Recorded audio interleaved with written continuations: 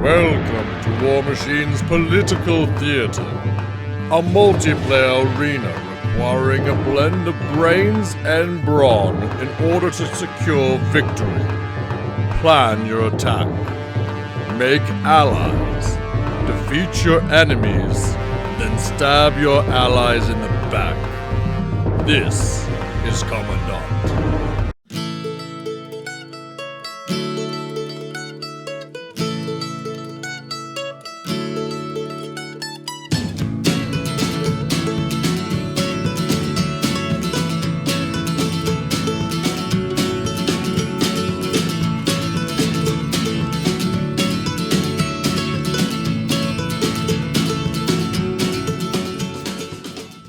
Hello and welcome back to the worst Warmachine channel on the internet. I'm Malorian, and it's time for another Warmachine battle report, but this one's going to be super special because this is going to be a Kommandant Warmachine battle report. Now, if you don't know what Kommandant is, that makes sense because it's a new format that I'm putting through trial this month and then hopefully getting to release officially next month. And it's this whole format that's all about trying to get 4 players to play inside the same game, everybody for themselves. So maybe to try and explain this, let's look at deployment, and then from there, well, it's all going to kind of piece together.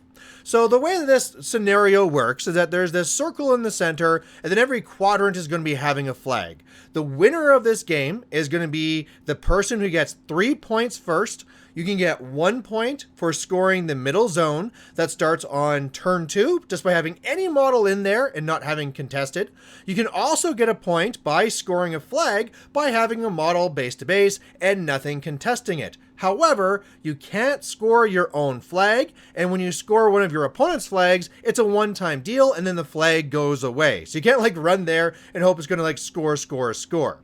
Now, the other big thing that's happening here is that just like Brawl Machine, it's 25 points, so we all have some nice small lists that are happening here, and you can't just stay back and hide, because also starting on turn 2, if you end your turn and you are killboxing yourself, your caster is completely within 12 inches of one of the board inches, you're going to be losing 5 damage. You're going to be taking 5 damage on your caster, and it can't be healed or mitigated. If you don't have a model in the center zone by the end of your turn, you're going to be taking 5 points on your caster that can't be mitigated, and you can't heal for a round. So yeah, you got to be kind of a little bit serious. You got to be kind of up there. And the other interesting thing with this too is that everyone's placing their own terrain. You roll off who goes first, then you go around basically clockwise on a no terrain table. You take turns putting down terrain somewhere in your quadrant that's not in the center circle, and then the next person does round and round, and then that first player's off and ready to go. So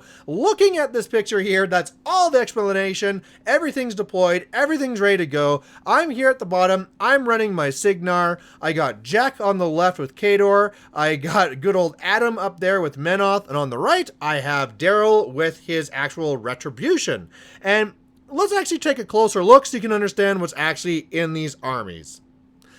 Alright, so the first one to look over here is going to be Jack's Kador, and what he's running in here is going to be Sorscha3. It's running 3 Berserkers, so although this is 25 points like Brawl Machine, there's no restrictions. There's no FA1, take whatever you want. There is a Rager, a Ford Seer, a Manowar Strike Tanker, a min unit of Manowar Shock Troopers, and also a min unit of Manowar Demo Corps. So just a nice, small, efficient army. And remember as well, they're further up because they get advanced move because of the theme. And also remember that they get gang because of when you have a Manowar also engaging with the Jack. So those Jacks, the Berserkers, they're going to be hitting way harder than their 8 points might suggest that they will. So a really great army. The next one looking over here is going to be Adams, and like I mentioned, this is going to be a good old Menoth list. It is running Kreoss2 with a Revenger and a Vanquisher. Now, if you look over there, there's a Dervish. That's because he forgot one of the models at home. It's actually a Devout. He also has a Deliverer Arms Master. He also has a max unit of Incinerators with the UA, and then he also has the Sunburst artillery there. So, a very interesting list. And I mean, with that Kreoss2 feat, those incinerators can do work. So this might be one to look out for. And as well, like those, like even like the Sunburst crew might just like do a long bomb and light you on fire and cause lots of problems. So that should be an interesting one to watch. And then here are going to be the good guys. This is my list. This is going to be Darius, who is going to be running on it a Centurion. I have an Avenger. I have a Stormclad. I am also getting all my free half-jacks, so that's amazing. And then I get my Squire, and then I also get the Iris. Now, something I want to explain here is you might be like, ooh, you're paying for an Iris? You're taking an Avenger? But remember, this is a 4-person game. Me knocking something down might not be for me. It could be for knocking things down for other players to finish off. My Iris might be there just to say like, hey, don't mess with me and I won't take the focus off your caster. So I'm hoping to play a little bit more of the politics side of this. And then finally, the last one here to show off is going to be Daryl's Retribution. This is going to be Lord Ghyrrshyld with a Chimera and a Banshee. It's also going to have Blade of Nysor and an Arcanist, and then also a max unit here of Rhysovast Defenders, and then finally a min unit of Wardens. So definitely a well-painted, looking great army, and lots of tricks here, which we're going to be seeing happening inside of the game. So talking about that, let's jump into it. All right, so Daryl got first turn, and he was just really just trying to get up the board there. He had that free wall as well for like a third piece of terrain that comes from his theme, so he wants to kind of get set up behind that. He did put the Dauntless Resolve, I think it is, onto the Wardens, and so that's going to make them have like armor 21. So yeah, they're going to be some beefy boys and hard to deal with. The fact that they're heading my way kind of worries me, but we'll be fine, right?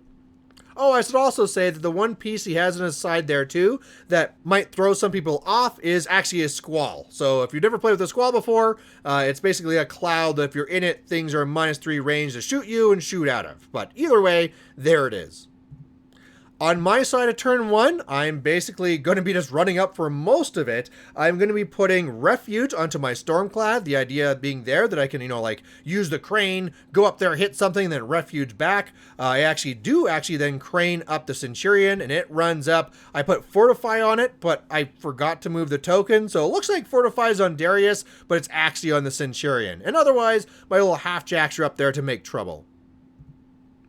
Going over to the Khador turn, they're really just going to kind of run up there. He's going to be putting up his defensive spell up onto his Mana Wars, the Shock Troopers, so that's going to help them. But otherwise, Mana Wars are slow. They're just trying to get up and get in position first turn. Then, exactly the same thing going on for turn 1 up there with Menoth. He does the mini feat for the Incinerators already so that they can basically get an extra 5-inch place. So they're now in a spot where next turn they can advance, do the whole shield wall an extra 3 inches and be in the zone. And I mean, like one of the biggest things you can kind of see from like the turn 1s from everyone is that for the most part, all of us have kind of just moved towards the center, meaning that now things are going to get interesting. Obviously, you can see that on the Menoth side up there, he has a kind of like one jack, kind of like leaning each way. And then especially more so for the Khador, there's, a little bit more of a wide line going on over there. And I am already concerned that the one Berserker that's like on the far bottom there might be looking to flank and run around the house. But, we'll see if some politics can save me there. All right, so getting on to turn 2, this is where things are serious. This is where he can start scoring. This goes on to Daryl and the Ret, and he's going to be going up there and really just kind of like making some clouds and stepping into the zone. So Ghyrrshyld, loving that wall that he got there, puts up 3 clouds to definitely make sure I'm not shooting him with my big AoE knockdown gun and causing any issues there. But then also just having one on the other side just to make things a little bit more difficult for the Menoth player. You would think that actually with all that infantry, he's going to be in a lot of trouble facing all the AoEs here, but it turns out that a lot of his army is either immune to blast or just has really crazy armor, so it actually won't be doing very much to him. He probably could have just like not put up the clouds and been fine, but it's a good idea just to make sure that nothing gets knocked down that he doesn't want to be, at least from my side. So for me, I first send out Operation Mine. So I forgot my mine tokens at home. That was a bad. So those little white tokens you can see there, those were my half jacks went up and made mines. If you don't know what that means in later turns in the maintenance phase, I can explode them and put like an AoE 4 there, and everything it touches takes a POW 14 blast. Unfortunately, again, at that point, I didn't realize a lot of his army, again, I said the wrong word again, it was either immune to blast or just crazy high armor, so that might actually end up just doing more damage to me than it's actually going to do to him, but whatever. Either way, polarity field onto my Centurion, it gets into the zone, and then I'm kind of holding back with everything else, and I'm already trying to think of like what deals I might try to have to make.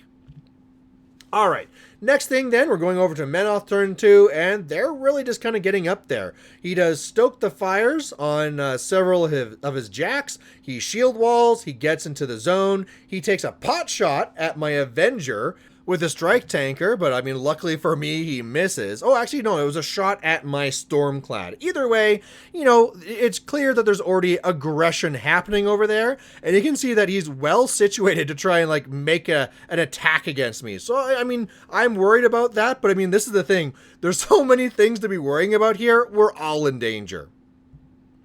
All right, going on here then to the Menoth turn, the Menoth also get aggressive. So like we thought, the Incinerators go up, they use the new rule so you can go an extra 3 inches and get into the zone and lose their combat attacks, but who cares? And then the real damage happens here on the left. He shoots it there, the Vanquisher, sets them on fire, damages one, then shoots it with the artillery, kills the middle one. So that's really helping me. I'm hoping here I can talk to Jack and be like, hey, how about you go get revenge and don't go and attack me and I won't attack you. So I'm hoping that's going to work. And so now, like turn 2 is where things got serious. Now let's go to turn 3 where shit's really going to get interesting because that's where we're going to start hitting each other. All right, so the first one here is going to be Retribution, and I already got my politics working. I already say to Daryl, look, buddy, you don't need to do anything with me. You go over there and just deal with the Menoth problem, and I just won't attack you. You got infantry. I can't even really do much to you anyway. You deal with them. I don't attack you. As you can see here, he takes it, hurrah, and gets in there. So he's able to kill one of them. Another one toughs. So, okay, that's all fine. But the main thing here, too, is that this is also going to be his feat. So now, if anything hits him with a melee attack, it's going to be stationary. So he's taking up a lot of real estate and being in a very dangerous spot. And he's also knowing, like, look, deal or not, he's also very safe for me because if I decide to hit him with a jack, one hit is going to stationary me. And that's probably not what I want. So that's what he does. He puts his clouds up there as well just to make sure nothing does anything crazy to his Ghyrrshyld. And yeah, not too bad of an assault, really having a lot of control of the table. So on my turn, I tried making another deal with Khador. I mean, like, okay, look, Jack, how about you go get revenge, just like what Retribution did, and then we can be friends. I don't need to do anything to you, all fine. He turns my deal down. So, okay, I need to make him pay for it. Now, my Stormclad was in a bit of a weird position, and so what my plan was to shoot with the Avenger, knock down the Man-O-Wars, which I did, knocked them all down, no real damage, but who cares. Then I was going to send in my Refuging Stormclad, hit one of the Man-O-Wars, and then basically refuge over and start jackhammering. Well, he countercharges me, which is fine. Now I can just make all the attacks against him. So he does some damage to me. It's okay. I go over, jackhammer, jackhammer, jackhammer. I destroy one of the berserkers.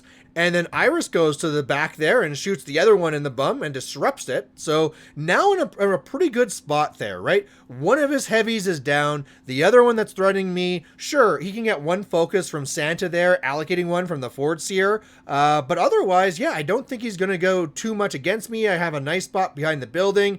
Feeling pretty good. Then we go into Jack's turn, and no, things are not good. So I didn't really think the Rager in the back was that much of a threat. But again, when you have flank, I don't think it's gang. I think I said gang before, but I think it's actually flank. When you have flank from the theme, they can do work. So the Man of Wars basically just like stand up and shield wall and move over, and then that makes room so that he can first try and take a shot at me, get some initial damage with his strike tanker there. And then, yeah, like I said, the Rager comes in and just wipes the floor and takes me out. And going to the back there, same thing. You know, Santa can get back there, set things up for flank, and then the Rager can easily come back here and just bop me and kill my Iris. So I am down my super solo. I am down a heavy. I really didn't think it was going to go this way. The Menoth player got really lucky because the other Berserker was going to go into it, but Sorscha did not put Stoke the Fires onto it. I think he was so concerned on me, he forgot that part of the plan and forgot to put it out there. So instead of the demo cores going in, softening it up, and then the Berserker going in to finish it off, he just had to basically soften it up and then hold back the Berserker. So either way, that Kadar army doing a lot of work, and I feel like I am in a lot of trouble. Going over there to Menoth, now we're going to be in a spot here where they're going to try and fight back, but it really did not go well for them.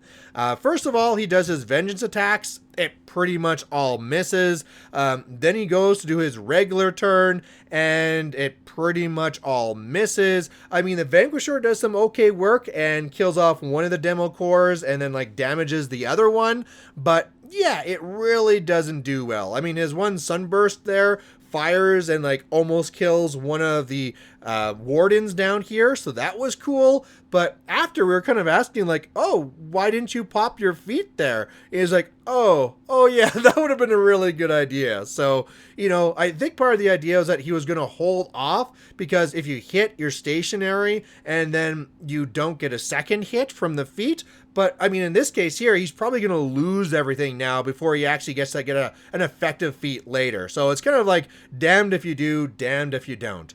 So there you go. There's turn 3. I mean, of course, I don't think I really mentioned it, but Daryl and the Retribution went up 1 point on that first, turn 2. So things need to kind of grind on here, and we'll see if anyone can get another point or whether that might just be it.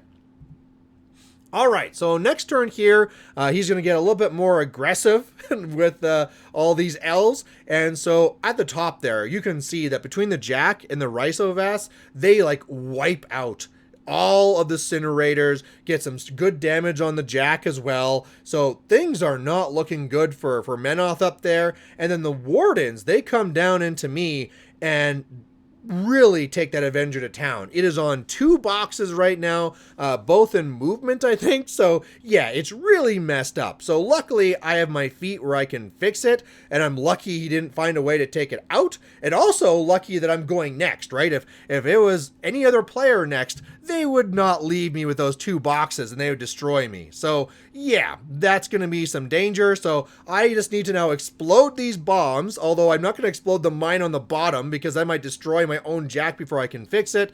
But yeah, I am actually feeling really happy that Ret went up with a lot of their forces, which means that if I can now destroy all of these wardens, I'm kind of clear down here, at least except for all these Kadar that are about to attack me.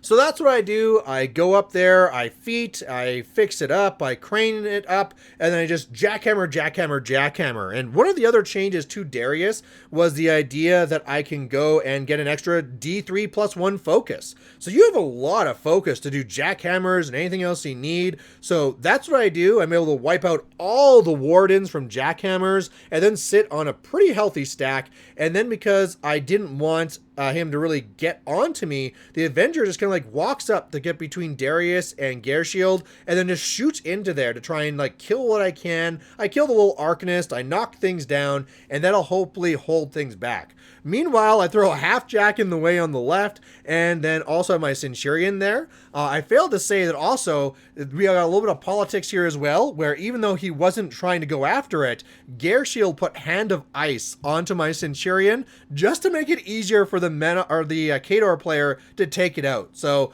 yeah, I tried to do more deals with Khador. Jack is just saying no to me. The hatred between Khador and Signar is strong, and I'm fearing this next turn. And yeah, ow, this was a pretty good one. So, first of all, yes, his Fort Seer and the Berserker are now flanking and are like staring at the back of Darius, so that's bad. Otherwise, the shock troopers basically move up. They kind of engage the things they need to, and then he sends over his Rager on the bottom, which is able to destroy off my Centurion after it already lost some damage from the strike tanker. So yeah, I am in tons of trouble now. As well, you can see there at the top that his Berserker went in there and did some damage, took out some of the Rysovas, so that's looking pretty good. And then he kind of stayed back a bit with his last Demo Corps and tried to make a deal actually with the Menoth player, being like, hey, I'm leaving you alone, so you leave me alone. So we'll see how that kind of holds up, but he also pops his feet, so he has all those clouds in there, and I do sneakily have like a half jack there, but I mean, really, what is it going to do? If I can make a deal, and I can maybe get in there and score his flag, maybe that would be good, but yeah, I'm in a lot of trouble here, and I think the Khador player is really starting to take over. Alright, so going over here now to the Menoth turn, he is now going to be finally popping his feet and trying to get in some work, and he does a pretty good job here. You know, his Vanquisher charges in, does a Thresher, kills off a good amount of Rysovas, and also does damage there on the Berserker, so I mean, so much for that kind of alliance that was starting to form there. Otherwise, he tries to fight back and what's going down there on that Jack, takes out an arm, but not really what he needed. So, you know, fighting back a bit, but he's almost at the spot here too, where if that Vanquisher didn't get in the zone, he has nothing that's stopping his caster from taking that 5 damage. So he might be in a spot here where he's in a lot of trouble. Alright, going on here now onto a Ret turn, and this is turn 5, and then based on the timing, we said this will be the last turn. Normally, Kommandant will go to 7 turns, but we're going to keep this one to 5 just because of the timing. But what basically Daryl does here is his one arc node, I didn't really mention it, but it's been taking a lot of damage, and it's kind of just like running on fumes, so it kind of gets up there just to get in the way. Ghyrrshyld goes up, puts a flag up to protect itself. I thought he was going to be coming in to destroy my Avenger, but I guess not. He sends in the solo, it rolled kind of low, whatever, that's all good. But his Jack goes up there and just keeps on cleaning up, and then also clears the way for the Rysovas to charge on the Kreoss and do some pretty good damage to him. So like I said, things are looking just worse and worse for Menoth up there, but again, nothing really happening to Khador. And I mean, I'm going to try and do something to Khador, but it's not really going to be enough.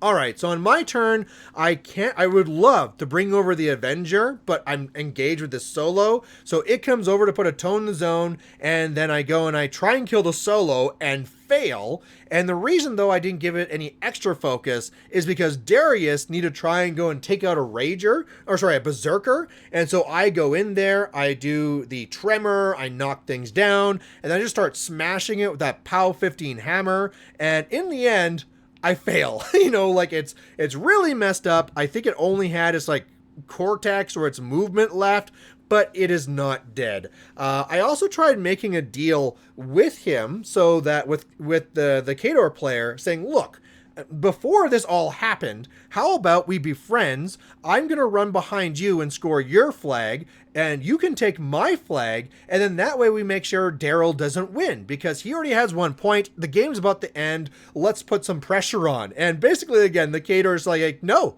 I'm not making this deal, I am going to take your flag whether you want it or not. So, okay, that's the way it's going to go. I risked a free strike, and yeah, he just smashed down that half-jack, so yeah, I put a Squire in the way, but I am just in super bad position. So for him, he basically stands things up, makes some attacks, softens me up, and then Sorscha charges in to score my flag after he goes and kills my Darius. So poor Darius here. You know, I love Darius. He's one of my favorite jank casters to play. He's even better now after the update, but today, sorry buddy, it just wasn't your day. Otherwise, you can see here that he cleans up the jack in the middle. He also is able to kill off not kill off, but at least bulldoze out the Vanquisher. So he actually scores my flag and scores the center circle here, and is now up 2 points. So that probably is going to give him the win. But let's just see what the Menoth player does.